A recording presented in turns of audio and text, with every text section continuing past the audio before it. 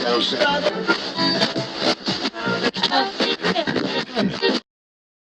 to the ArianHelm Show. My name is ArianHelm. I am your hostess with the mostest. If this is your first time viewing the show, welcome. I am your beautiful host.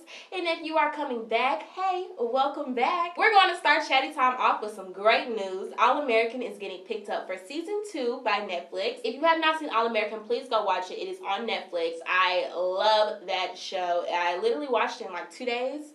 Usually I'd be one day, but you know, girls is busy. Girls is real busy out here. You know what I'm saying? Booked and busy. But yes, All American is very good. And it's crazy because Spencer, the main character, he is British. But in the show, he's an American football player. And you would never be able to tell that he is British or he has an accent or anything. So superb acting. You better do that, okay? Y'all know I'm always trying to come with the tricks. And let's talk about the tricks that are being pulled in Houston, Texas. James Madison High School created a dress code for parents. They told parents they could not wear pajamas, hair rollers, bonnets, low-cut shirts, you know, like little Daisy Dukes, I believe it said. And I agree with the low-cut shirts and I agree with the Daisy Dukes because, you know, why are grown women even wanting to wear that where they know, you know, younger boys are going to be present? But the bonnets and the hair rollers, I mean, if I'm laying my edges and I gotta go pick up little Tyrone, then I just gotta go pick up Tyrone and I'm gonna have my bonnet on. I don't see the problem with that. But in the same sense, I still agree with the principal. Like, it's like 50-50 for me. And here's what the principal had to say. To prepare our children, let them know daily the appropriate attire they are supposed to wear when entering a building, going somewhere, applying for a job, or visiting someone outside of the home setting. I am going to enforce these guidelines on a daily basis at Madison High School. And that is Principal Outley Brown. We are preparing our children for the future, and it begins here. Now, I do agree with that. You know, you never know who you might meet. And that goes for anyone. That goes for parents that are going to go pick up their kids. And that goes for us as college students when we go out in public. Always dress accordingly because you know what? Networking happens everywhere, every time. There's not a second on this earth that you should not be networking and meeting people and starting conversation. So yes, I believe that you should always present yourself in a professional manner. But in the same sense, this is a free country. If I want to go show up in a bonnet, I want to go show up in a bonnet. Not everybody aspires to be this professional setting. And it goes back to one of my favorite E.T. If y'all don't know who Eric Thomas is, please go check out his videos. I love him. Can't wait to meet him one day or, you know, have him on the show. So E.T. was talking about why he doesn't wear suits when he is presenting to audiences because he is a motivational speaker. And he said that it doesn't matter if I'm in a suit or if I'm in this jogging suit. I'm still presenting the information to you, and that is your job to understand and use the information. That's basically what he said. I don't know if it's for quote, but that's what he said. And I agree with that. If your qualifications are there, it shouldn't matter how you are dressed. They have the saying, dress for success. Well, how do you know I'm not dressed for success in my jogging suit? What if I am a athlete? Like, this is just my thing. What if I'm a hairdresser and I am trying out a new style and I have to wear a bonnet to reserve that style? Like, it could just be so many endless possibilities. But I do agree with the fact that you have to teach children to present themselves accordingly. But at the same time, are we saying that a certain standard of dressing is appropriate or is it successful? So I just feel like it was targeted towards black women because, I mean, what other races are wearing bonnets and hair rollers? I'll wait. I do agree with dressing for success, but everyone's definition of dressing for success is very different. Everyone's success is different. So I believe that you cannot tell grown people what they can and cannot wear when they are picking up their kids. Former Vice President Joe Biden announced that he is running for the 2020 presidential election. This makes him an instant front runner for the Democratic campaign. As soon as he announced that he was running for president, I've seen everyone come to social media like, yay! Our Uncle Biden, he's invited to the cookout. Ooh, Uncle Biden, because he was with a black man. All I'm going to say is do your research on Uncle Biden.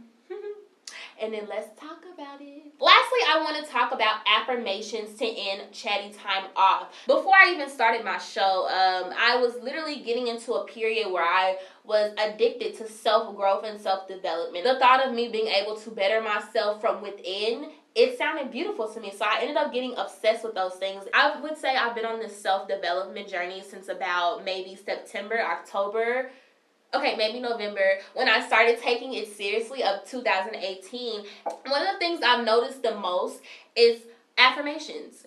In the morning, I try to wake up, I say my prayers, and I try to affirm my day. I look in the mirror, I say, okay, you're going to have a great day.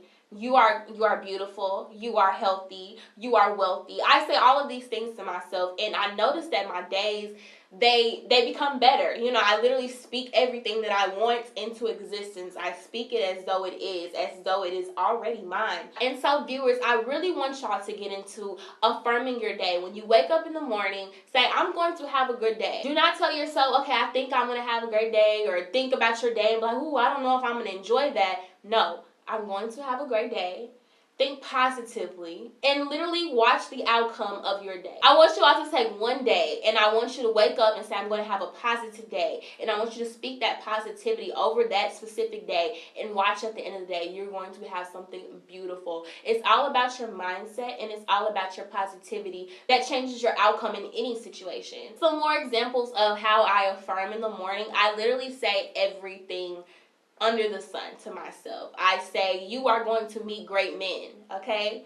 You are going to be the next successful businesswoman. And this is all me saying these things into the mirror. And there are also a lot of affirmations online. Go on Pinterest, go on Twitter, go on Instagram, and just hashtag or search affirm or search affirmations, and you will find everything that you need to know about affirming your day. So I just want to give y'all two of my favorite that I say periodically, maybe a few times a week or every day almost. I try to say these two because they mean a lot to me, and I've noticed that the more I affirm and the more I say things like I meet good people, I'm starting to meet good people. I remember saying that I attract great opportunities, and just last week I was on a podcast.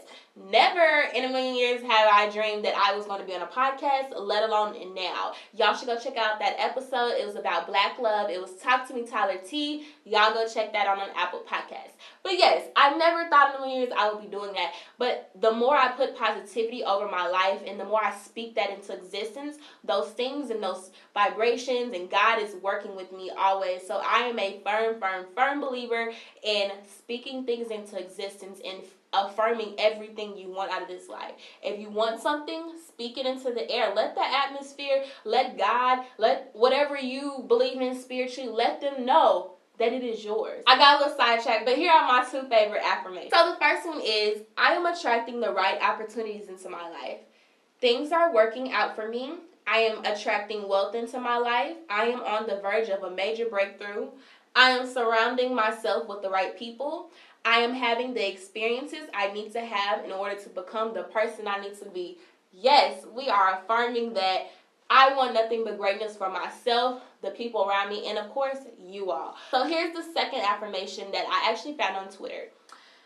I am headed somewhere incredible. I have so much hope for myself. I am grateful for all lessons and thankful for all my experiences. I have grown, matured, and learned so much. I am stronger, wiser, I am more aware, and things can only get better for me. You see how that just, you see that glow after I said that? That's some affirmations. Y'all better affirm, baby. Today on the ArianHelm Show, I have the TXST Hustlers. How are y'all? I'm good. And you? I'm great. I'm doing good. So to start the show off, I want you all to introduce yourself and the roles that you play to the TXST Hustlers. Start with you. Okay, I'm Allison Romero, and I'm the treasurer, and I also play on the team. All right, I'm Kennedy Norman. I am the president of the TXST Hustlers. I'm Kaylin Berry, and I'm the vice president of the Hustlers. Okay, so how did this come about? How did y'all decide to start your own women's basketball club? Well, it started off as just like, dang, I wish I could really play basketball more here at Texas State, because I can't play for the school or whatever because I didn't get the scholarship and all that kind of stuff. So I wanted a program to where, there were some other girls like me could join and still be able to play. So I went to the sports club office, and the guy he was very, I don't know if that's going to be possible. There's not an actual league anywhere in this area. And I was like, we're going to make it happen regardless. So I did some research on my own to figure out what kind of leagues were, somewhat close to us. It didn't have to be, in Austin or close to us, right next door. But the furthest one that we found was in Houston. It's called the Lone Star League. And they play with well, they have schools with like Prairie View, A&M, Rice, any of the other ones? Cyfair. Was Lone Star. Yeah, all them. So they have enough people to where we can like get a good action with like trying to play tournaments and gain connection with other schools. Just in case we didn't want to join the Lone Star League anymore, we can still have those contacts and just host like home games with them. But as far as like really trying to like start it, it was really just a lot of behind the scenes work and trying to make sure we went through the student org office and stuff like that. A bunch of legalities, and we wanted to play more competitive than just intramurals once a year. So correct, yeah.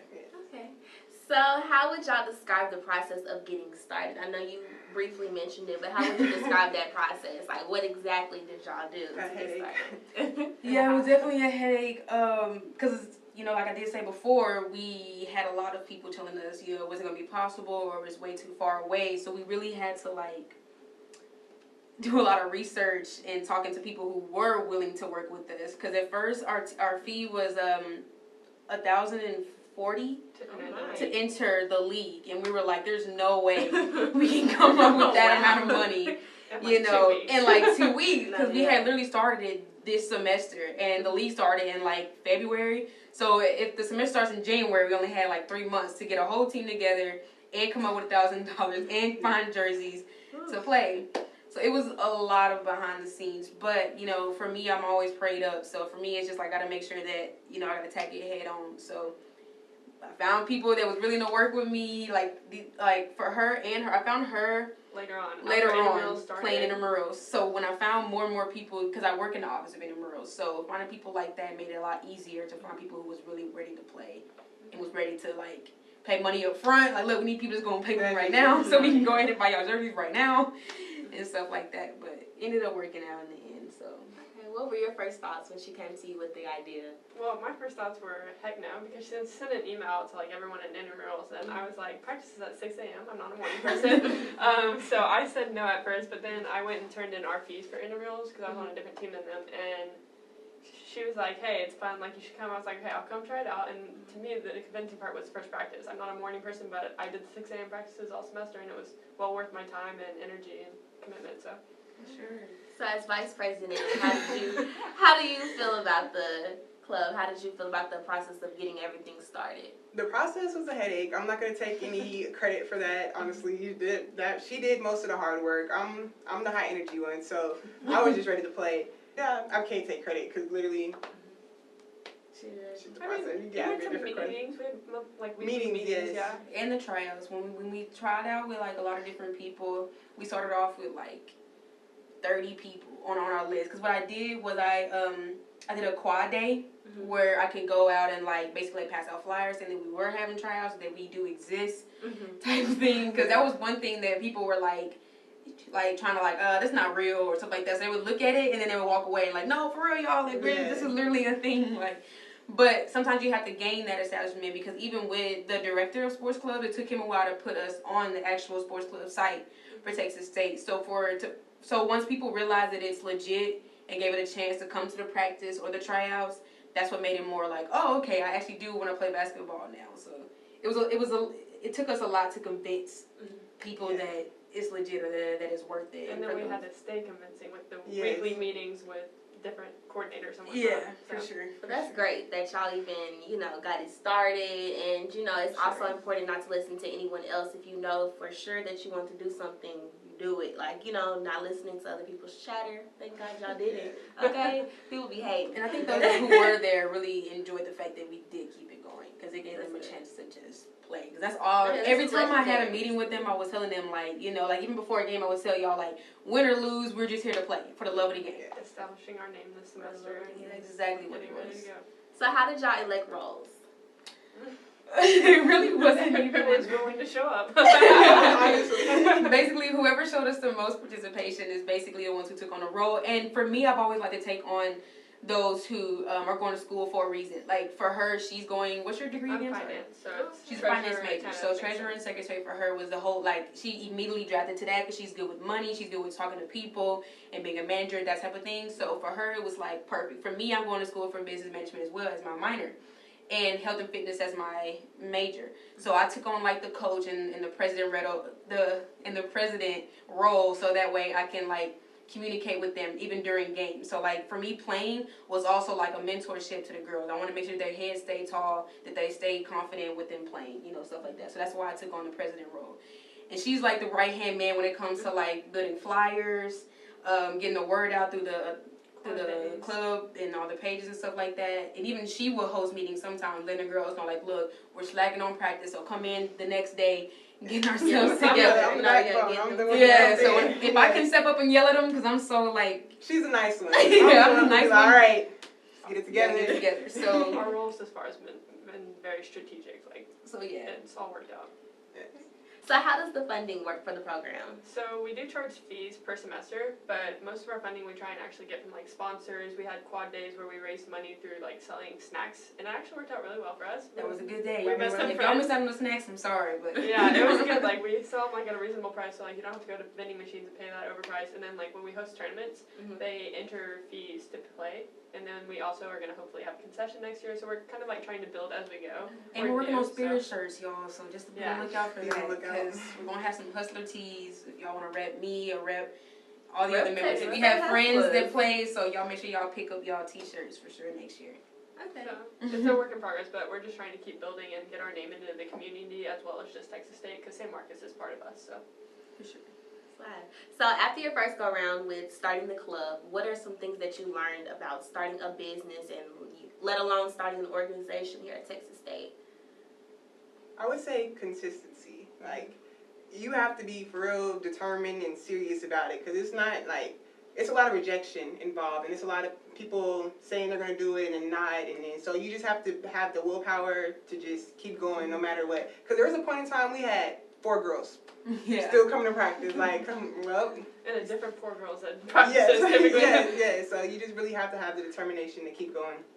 Because we try to find ways to, like, keep them engaged. You know, we try to do, like, our team bonding stuff, like we're having one tonight and stuff like that, just to keep the girls involved with the program, because we don't want to feel like we're just here to play and then y'all go home, bye. You know what I'm saying? So at the end of the day, I think for us, it was really trying to make sure that those who wanted to be here got acknowledged for that. Like, I know, and I always have to remind them too, like, I'm tired just as much as y'all are. So even though it is 6 o'clock, no one wants to be here, y'all, I promise. So just believe in the program, and then, like, we'll continue to push, you know, that kind of thing. For me, it was just like pushing forward, because like even if we didn't have the support of everyone else, we had us 3 who were gonna work hard and try and make it go next year. And like a business doesn't always start overnight. And so keeping us strong and like making sure we make everyone feel included. Like tonight they're hosting a walk-in like at their house. Like it's little things that count. So for sure. So could y'all walk us through a practice, a typical 6 a.m. practice? Yeah, 6. I can do that. All right, I got you. It's funny because I'm the one who gives everybody the hardest time, but we get there, 6 o'clock in the morning, you know, I take the longest to put my shoes on. We normally start off with like a warm-up, so we're going like, you know, getting your body warm, then we do our stretches. We have a coach, so normally we go off what the coach says, and like, it's normally like a horseshoe, shooting, like just fundamentals, form shooting. Then we go to more of like 2-on-2 practice, like where you're working with your, like, so it's close guard split. And then at the end of practice, we come together, and that's the fun when we finally get to scrimmage or work on plays and stuff. But it's pretty, it's a chill practice. It's just, you just gotta wake up. Like I said, the hardest part about practice is waking up. But for next semester, we are changing the start time to 8 o'clock. Yes. It was coming at 8, you leave at 10. So we're hoping that people have classes like after 10. And if you do have a class at like 9, you are allowed to leave early. So, and it's Tuesday through Thursday. That's Tuesday, Wednesday, Thursday. And on Wednesday, we have a weight room day. So that's optional. That's like if you want to, because sometimes people like to work out in the evening, stuff like that. So if that's what you want to do, that's totally fine. We don't want to have people there like, you are supposed to be here. You know, it's not like a mandatory thing. But in order to like perform well in the game, we do encourage that you do come to majority of the practices. And like I said, they're not, you know, there are days where we do nothing but conditioning. I'm going to go ahead and let y'all know now. There were days where we were running laps upstairs, but that's just, and it helped us in the end, because when come game days, there are teams like PV and Texas A&M who have been playing for a long time and are conditioned, you know, the whole team. So we be tired by halftime, and they're sitting over there just like laughing and stuff. We're like, Yeah, like that's what what a made me minute. want to get up and practice. Like, okay. Yeah, It's but part of that's the growing what, process. yeah, that's what allowed us to be like, you know, we do need to run and practice. So for those who don't really like to run, they were like, all right, I don't want to be, I don't want to be like dead on the floor in this game, so we're gonna go ahead and run and practice. So and like I said, we're a team and friends, and we bond together. So even practice is fun because we crack jokes at each other. We'll make little pit stop where we just dancing out of nowhere in the morning, you know, stuff like that. So practices is fun. Like anyone would enjoy if you just love the game of basketball. It'll make us build chemistry better too, because this year we were all new to each other, and next year we have some returning players, but then the new ones will also have 3 days a week with us, so it's just getting them We do integrated with encourage us. a lot of team chemistry or player chemistry. That way, And like, it shows on the no court. one's left behind. Yeah. So. That's good. So what was y'all's favorite tournament experience? Like, where did y'all go and what made it memorable? We can do individual. Yeah, let's go. All right. You want to go first? You want me first? How she gonna say, can we do Okay. individual? Wait. Say, follow that one. Because I wasn't sure if we all had our same, you know. Okay. I wondered if we like, well, I like this one better, and I like this one better, so like. What did you say? I'm just playing. Don't say it. I can't even think about it. I'm trying to think which one my favorite one was. Mine was the A&M one because that was the first game where we didn't have a coach there, but we all came together and we actually really hustled. And A&M they were the best one in the league, so we were supposed to get blown out. Like we're the newbies, like it's kind That's of what you would expect. yeah. And so we kept up with them, and I mean we lost in the second half, but through the first half we had them like neck and neck, and it was just the first time where I saw our team actually having fun playing together and just laughing but doing well and. We really I felt the chemistry there, and Yes, that's for sure. I mean, we had a lot of different things going into that game where we should have been behind. Like our coach not being able to come was a big thing, and then some players couldn't come. A couple of us were getting hurt and stuff, so we just really pushed through, and I think that was the first time that I felt like this was a real good thing that we could become. So. Let me see. I think my favorite one, it's almost the same, but it's the one we hosted here against UNT. UNT really pushed a lot out of me as a player. Like, they too were new, just like us, so they had just as much passion as we did. Because I feel like even with that game that we played against UNT, they were like, this is going to be a nothing type of game. It wasn't that they downplayed, because they really gave us run for our money too. But it's just that they didn't have that much heart like we did. And since UNT had been able to play many games like we did, and they were also new and going through that whole starting up a club mentality, we were all just playing because we loved it. We put blood, sweat, and tears into those 2 games that weekend. Everybody was getting hurt, but we pulled off in the end. It was we went into overtime and everything. So with that, and then we were even allowed to hang out with them afterwards because they came here. So we had a little kickback at our house and was able to just hang out with them and get feedback. Get feedback from how they started their stuff and stuff. Yeah, they had a lot more players than us too. Yes, so this is UNT. we wanted to see how they were able to hold on to all 12 and 15 of their players, in which we had 8 during our tournament. Yeah, more than the varsity. And stuff like that. So it was how do y'all do it? Even though y'all went through the same things we did, how did you keep them? And they had practices at 10 o'clock at night to 2 in the morning. Yeah, it was They go until they're done. They go, and it was And that much commitment to a team is good. So, and they brought that to the court. That's why it was so enjoyable to me, because we were passing stuff around, we're jumping everywhere, trying to make sure that we were collecting the ball and doing everything. So as much hustle that we put in, they were doing the exact same thing. And I like that when the team, we're not fighting, but we all have one common goal, and that's putting that ball in the rim. And see if we're going to win at the end, when that clock strikes 0 type situation. So that's what it was. What was your favorite? That was definitely my favorite, because it's we played them twice. So the first time we played them, they gave us a run for our money, like you said. So it wasn't a close game. And so the second time we came in, it was they came in saying, yeah, we beat y'all yesterday, we're gonna beat y'all today. It's nothing. But and it's crazy because we came in with only 6 players, so we had 1 sub. Yeah. And we played our heart out. We only lost by 3 points, and it was in overtime. And so it was definitely they shook our hand on some. We respect you, 5 players or 6 players, and you held us. Y'all sitting here with a full bench, fresh legs. We was still I got hurt that still game, kept playing. Yeah. 3 people was still limping down the court with. I commend y'all. That's real. That was tough. Real. That was We did painful. Yes. We did it. Okay, so when does the season start back up? Fall 2019. 2019. So we will be tryouts. We're gonna have tryouts this semester, though, I think. Yes, tryouts will be May 2nd. At 8 o'clock, 8 to 9. We won't have y'all. Yeah, p.m. May 2nd, 8 to 9 p.m. We won't have y'all late. It does cost $5 to come and try out. Just like an open. This is just for that way we know that we have your contact information and stuff like that, and we can probably go ahead and start getting you registered because it's a fee for us to make sure we have people on our team. But when y'all do come, it's not gonna be running y'all. It's just gonna see like. There'll probably be like a scrimmage, and then we'll just see how y'all actively work together, see what y'all can bring to the team, stuff like that. Are y'all preparing for the new season now, or are y'all taking a break, like, from the last season? Right now, we are taking a break, but we're still working actively behind the scenes. We're preparing for, like, scheduling and finding more staff as far as coaching-wise. That way we can be more, like... Structured. We're going to be more structured and, strategic about how we how we operate the program, but we don't want it like what we had going on this year a lot was a lot of miscommunication between like how many games we're playing, where is practice, like are we gonna do it here? We had to stop doing stuff because so many people wouldn't show up to practice, so we had to keep switching up the practice scheduling and what are we gonna do that day. So for the year coming up, we want to make sure that regardless of how many people we do have, you got to stay, like we got to give the people who do show up just same amount of energy like that we would have with a full team. That's what I really want to bring into the next year is that even with 3 people, we want those 3 people to have a full workout. We don't want them to just be like, okay, y'all we're going to do some form shooting just because we don't have a full team to do 3-man weave. Like, them 3 people are going to do 3-man weave and get their sweats, you know what I'm saying?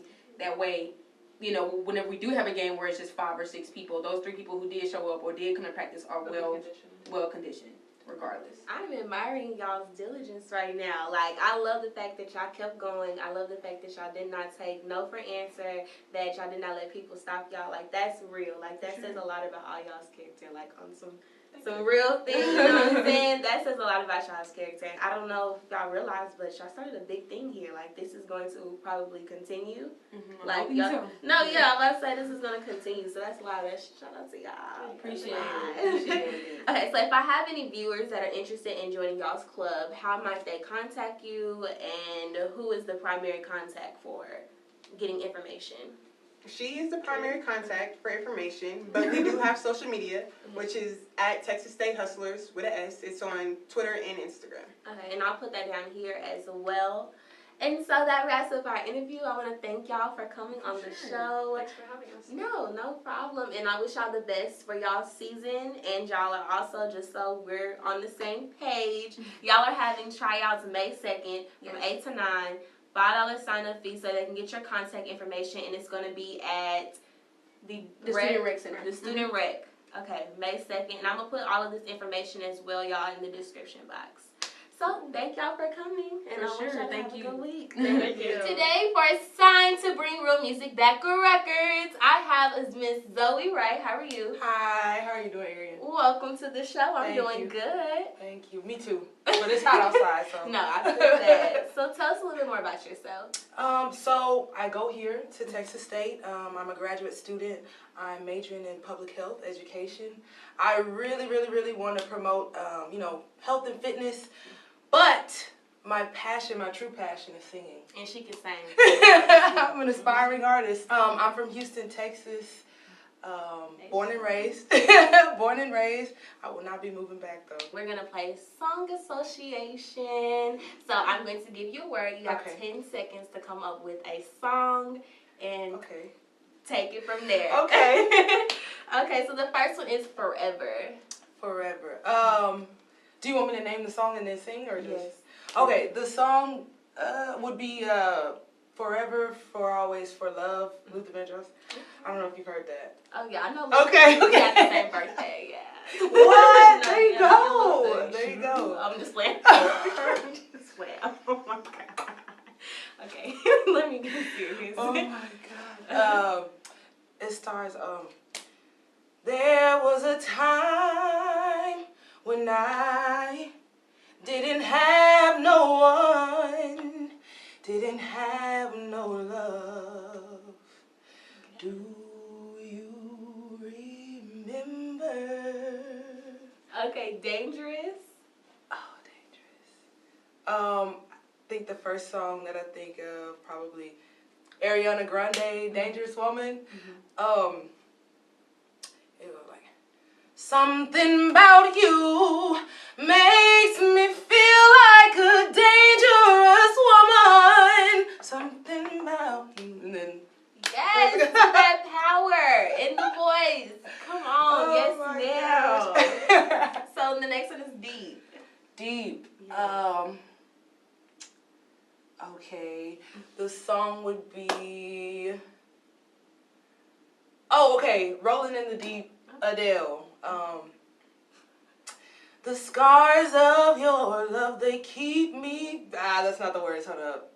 It's like. You could. The scars of your love, they remind me of. Yes, they keep me thinking that you could have had it all. Yes, ma'am. Something like that, yeah. Oh my gosh, yes. Yes, I love some good vocals. Okay, so the next one is Again. Again. Mm-hmm. Oh, Again. What would be a good song? Dust Yourself off and try again. You could dust it off and try again. Try again. Aaliyah. Yes. Okay, so Best. Best. Oh, Beyonce. Best I ever had. What is it? There was a time I thought that you did everything right. No lies, no wrong. Oh, yeah. Okay. Yeah. Something like that. So the next one is 8. If I Ain't Got You, Alicia Keys. Okay, go ahead, take this turn.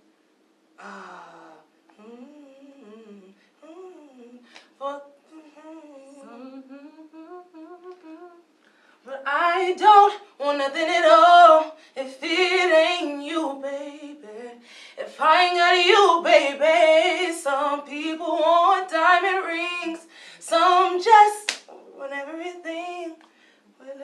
And she's not even trying. I'm like, I don't want the song to drag, so. No, drag. We want to hear. She said drag. Okay, so the next one is Baby. Baby.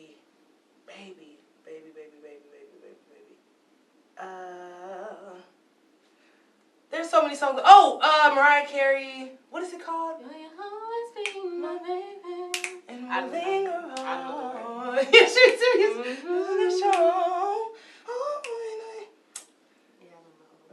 I'm bad with lyrics, so. Oh, I don't know any other Baby. That's I know Justin Bieber, baby.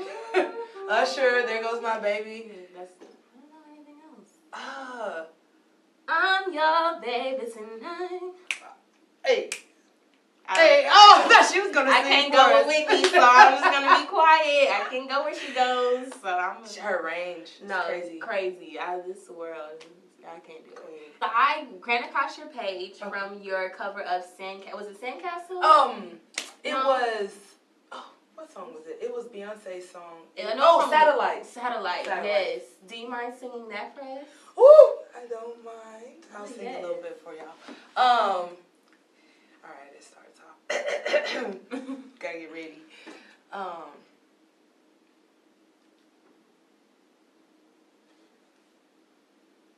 It's a beautiful state we're in. How can we love in isolation? Think how happy we could be if we just try. Take all the rules away. You have such a beautiful, strong voice. Like, yes, ma'am. So, yes, Zoe, you are signed to Bring Real Music Back Records. I want y'all to check out her social media. So, what's your socials? Oh, okay. So, my Instagram would be African Princess, 3Ns_princess. Okay, I'm going to have it on down. Okay. And my Twitter is also the same, African Princess, except the I is a lowercase L. It's kind of confusing.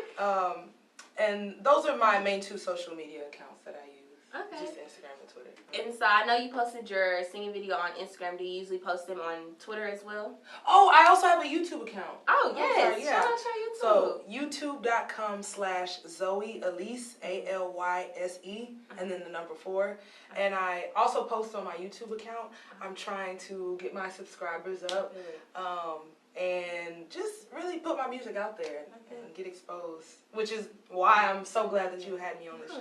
Yes, we Yeah. love talent. We love talent, and I hope that you use your voice. Thank you. Use it. Please Thank use you. it. You're blessed. Mm-hmm. Okay?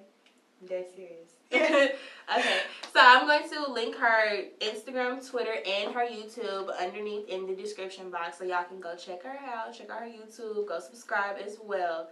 And I want to thank you for coming on the show. No, thank you for having me. No problem. So today on Know Your Rights, we are going to be talking about the right to bear arms in Texas. According to the Texas Constitution, every citizen shall have the right to keep and bear arms in lawful defense of himself or the state, but the legislator shall have power by law to regulate the wearing of arms with a view to prevent crime. So Texas has the most friendly gun laws out of all of the states, seeing that we have open carry on campus as well.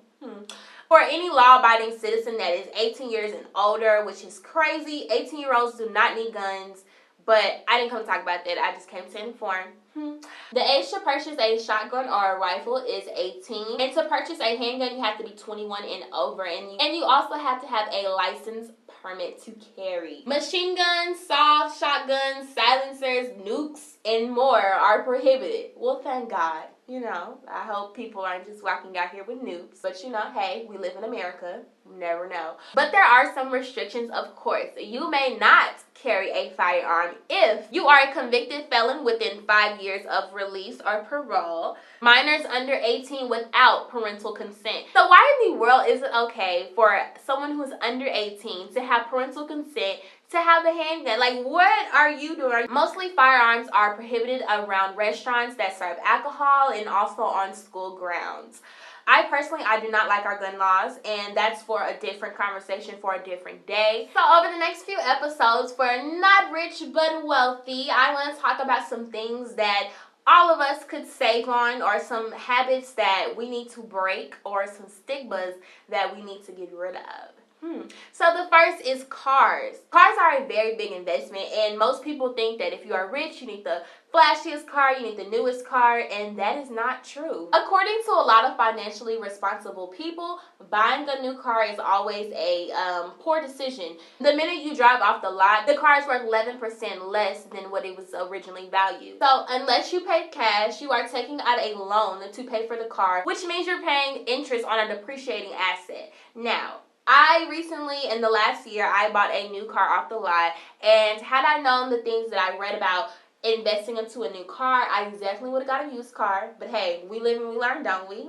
Just because a new car depreciates over the years, that doesn't mean that you need to get, you know, your grandma's hoopty. No offense to your grandma hoopty, because I mean, a car is a car, and if it gets there, it gets there. But you can invest your money into a good using car. There are a lot of used cars out there that are in good shape. Imagine how small your car note would be, and then how much money you have left to invest into other things, or to use money for other bills, or just anything, how much money you have if you just cut back on the car. Because I mean, at the end of the day, do we get flashy cars for ourselves, or do we get them to show off to other people?